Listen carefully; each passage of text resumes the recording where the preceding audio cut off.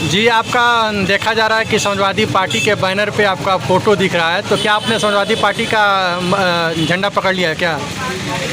जी, सबसे पहले इस पवित्र धरती से समाज पार्टी और समाज पार्टी के एमपी, एमएलए और राष्ट्रीय स्तर के नेता और पद अधिकारी और कार्यकर्ता को अपने दिल की गहराई से धन्यवाद देती हूँ।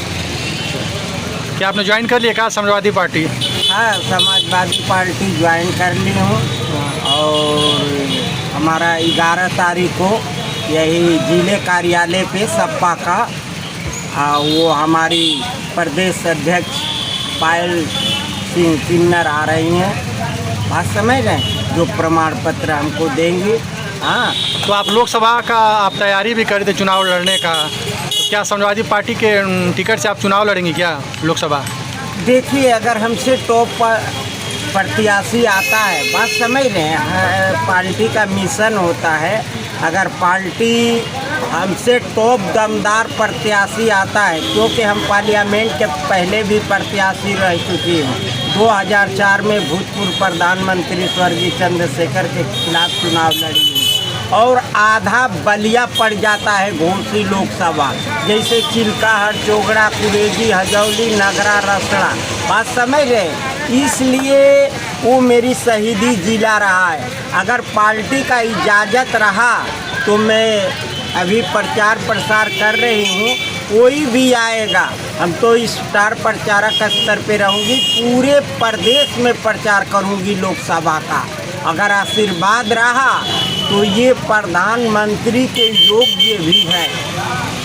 तो क्या वजह रहा कि आपने समाजवादी पार्टी को आपने चुना है? बीजेपी देखा जा रहा है कि बीजेपी हर राज्य में है, तो आपने बीजेपी नहीं ज्वाइन किया, क्या वजह रहा? राज्य से क्या होता है आप ये बताइए। हमने भी तो बसपा को 20 साल डंडा झंडा ढोया, कुछ तो मेरी हक भी लूट ली, 12 लाख रुपये भी लूट लिए, उसके कार्यकर्ता भी पैसे ले लेते थे।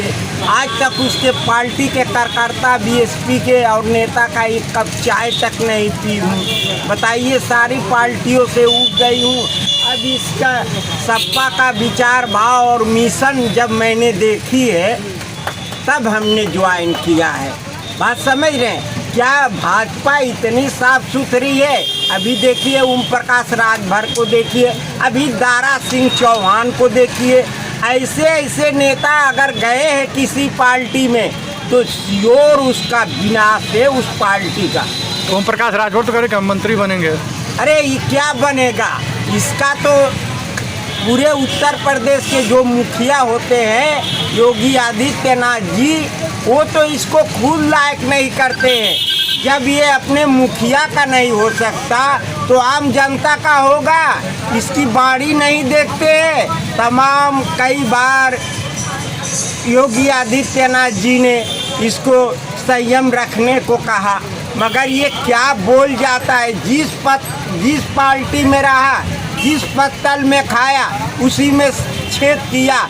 सपा हो, बसपा हो, भाजपा हो, क्या जरूरी थी दारा सिंह चौहान को कि 15 महीना रहा एमएलए का और फिर लालच से मंत्री पद के लिए उसमें चला गया। तो माननीय योगी आदित्यनाथ जी ये बताइए कि ऐसे आपके पार्टी में रहेंगे और ऐसे दल बदलुओं का कौन ठिकाना है जो जनता पे, गरीब जनता पे ये भार पड़ेगा। क्या कर पाया, इतनी बुरी तरह हारा कि शर्मसार कर दिया भाजपा को। तो मैं सारी पार्टियों से ऐलान करती हूँ कि ऐसे फराड नेताओं से, दल बदलुओं से आप लोग दूर रहिए। ओम प्रकाश राजभर तो कह रहे हैं कि अखिलेश यादव, हम लोग सट के समर्थन कर रहे हैं बीजेपी का, तो अखिलेश यादव हट के समर्थन कर रहा है और बीजेपी का बी टीम बनकर सहयोग कर रहे हैं। अरे भैया, ये हवाई बोलता रहता है। चुनाव आने दीजिए, बैनर पोस्टर मेरा लग गया है ना, मैं इसकी एक एक जन कुंडली बताऊंगी। 2004 में जब लड़ी थी भूतपूर्व प्रधानमंत्री से, जब BBC लंदन, लखनऊ, दिल्ली दूरदर्शन और प्रतिदिन टीवी चैनल पे और प्रतिदिन अखबार में आने लगा, तो उनके भतीजे से, पप्पू MLC से 10 लाख रुपया ले लिया 2004 में और बोल रहा है कि तब पूर्व मुख्यमंत्री मायावती जी वो अकबरपुर से लड़ रही थी। ये पूरा मदारी है। ये कब किसको क्या बोल जाएगा उसका उत्तर मैं दूंगी, आने दीजिए।